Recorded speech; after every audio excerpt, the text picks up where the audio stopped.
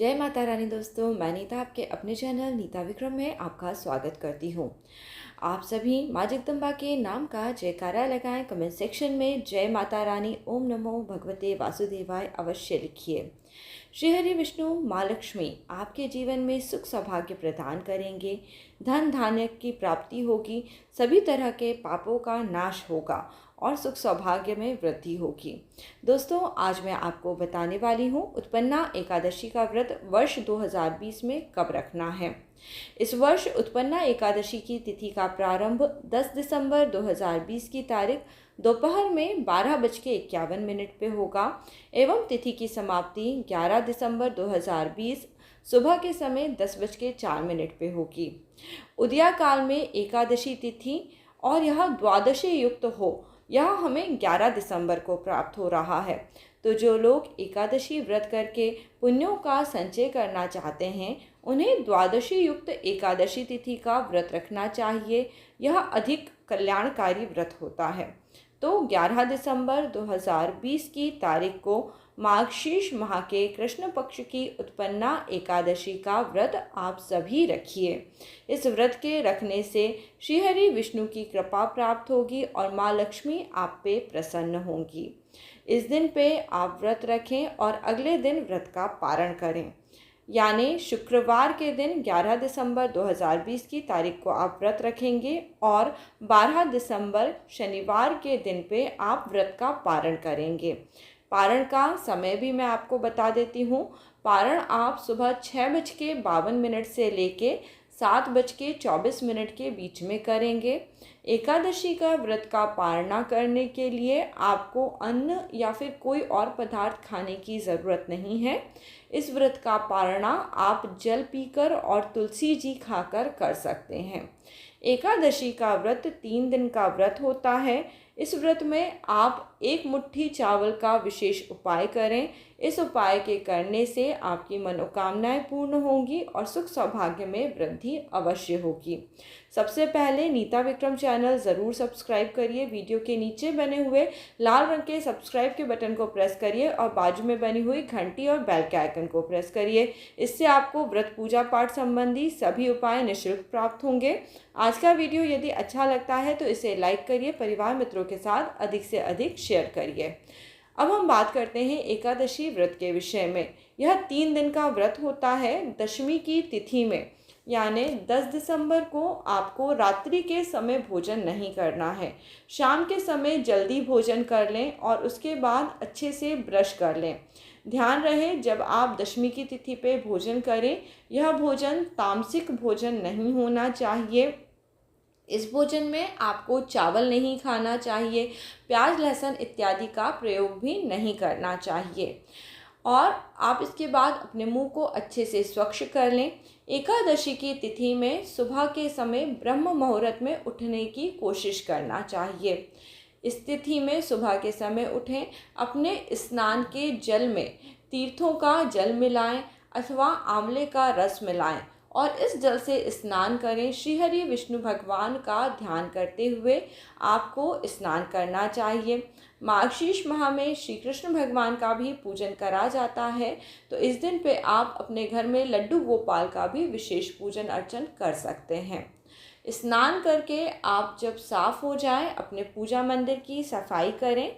विष्णु भगवान और श्री कृष्ण भगवान को पीले रंग के वस्त्र पहनाएं, उनको सुंदर सा सजा लें। भगवान को इस दिन पीले रंग के पुष्पों से सजाना चाहिए। श्रीहरि विष्णु और कृष्ण जी की प्रतिमा का अष्टगंध के चंदन से, केसर से, हल्दी से तिलक करना चाहिए। पूजा में चावल का प्रयोग नहीं करा जाता। इस दिन पे आप काले तिल चढ़ा के भगवान का पूजन करें। अब भोग की बात आती है जो बहुत ही खास है।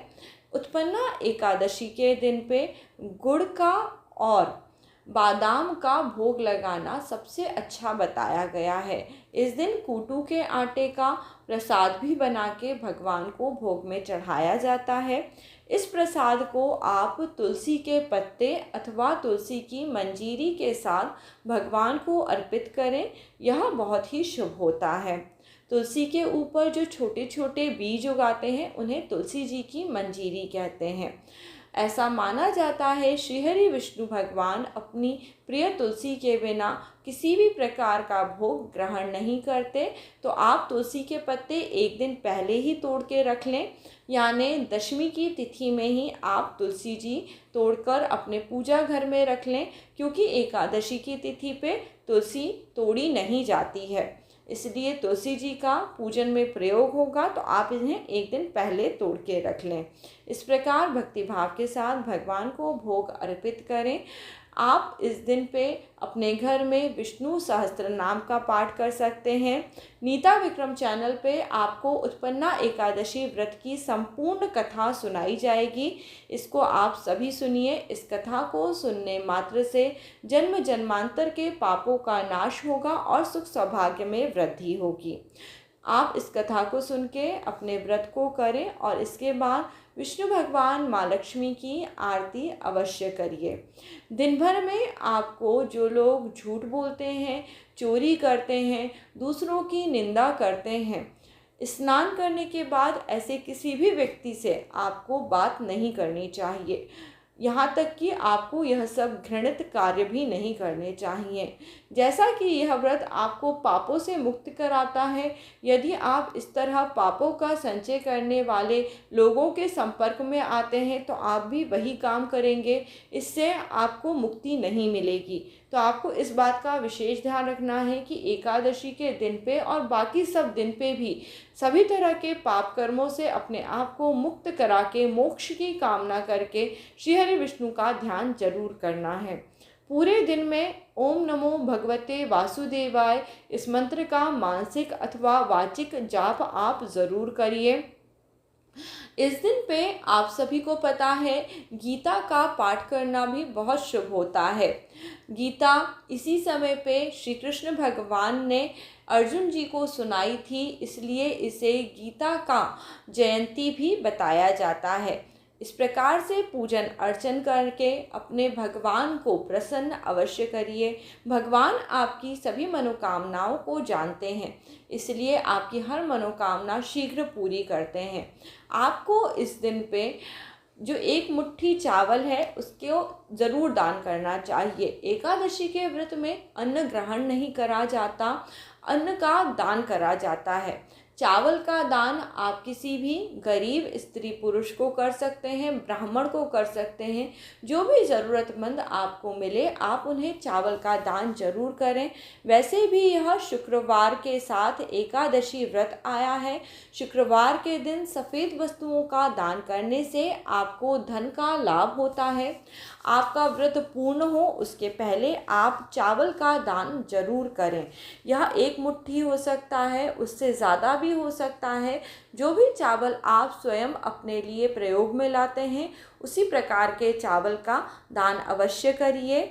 चावल का दान करते समय भगवान से प्रार्थना करें कि वह आपके द्वारा किए हुए अन्न के दान को स्वीकार करें। इस प्रकार से प्रार्थना करें। रात्रि के समय जो लोग रात्रि जागरण करते हैं उनका एकादशी के व्रत का पूर्ण फल प्राप्त होता है। ऐसा माना जाता है उत्पन्ना एकादशी में व्रत करने से अश्वमेध यज्ञ का फल आपको प्राप्त होता है। इस दिन आप यदि रात्रि में पूरे समय नहीं भी जग सकते तो कम से कम 10 बजे से लेके 12 बजे के बीच में मंत्र जाप अवश्य करें। भगवान के लिए भजन कीर्तन अवश्य करें। मध्य रात्रि के बाद यदि आपसे जगा नहीं जाता है तो आप सो जाइए। सुबह के समय फिर पुनः जल्दी उठिए, स्नान करिए, विष्णु भगवान माँ लक्ष्मी का पूजन अर्चन करें और उनको प्रसाद इत्यादि अर्पित करके अपने व्रत का पारण सुबह के समय करें। इस प्रकार आपका उत्पन्ना एकादशी का व्रत पूर्ण हो जाता है। जिन्होंने आज तक एकादशी के व्रत नहीं रखे हैं वह उत्पन्ना एकादशी से अपना व्रत प्रारंभ कर सकते हैं। और यदि आपने कुछ लोग कुछ समय के लिए बोल के एकादशी व्रत रखते हैं, वह अपने एकादशी व्रत का समापन अर्थात उद्यापन भी उत्पन्ना एकादशी के दिन पे कर सकते हैं, अथवा माघ के महीने में भी एकादशी व्रत का उद्यापन करना अच्छा बताया जाता है। सभी सुख सौभाग्य देने वाला एकादशी का व्रत आप सभी श्रद्धा और भक्ति के साथ करें। माता जगदम्बा से मैं प्रार्थना करूंगी आपको अपने व्रत का पुण्य फल अवश्य प्राप्त हो। यदि वीडियो अच्छा लगा है तो इसे परिवार मित्रों के साथ ज़रूर शेयर करना और नीता विक्रम चैनल को लाइक भी करना। अगला वीडियो लेके मैं जल्दी ही मिलती हूँ। जय माता रानी दोस्तों।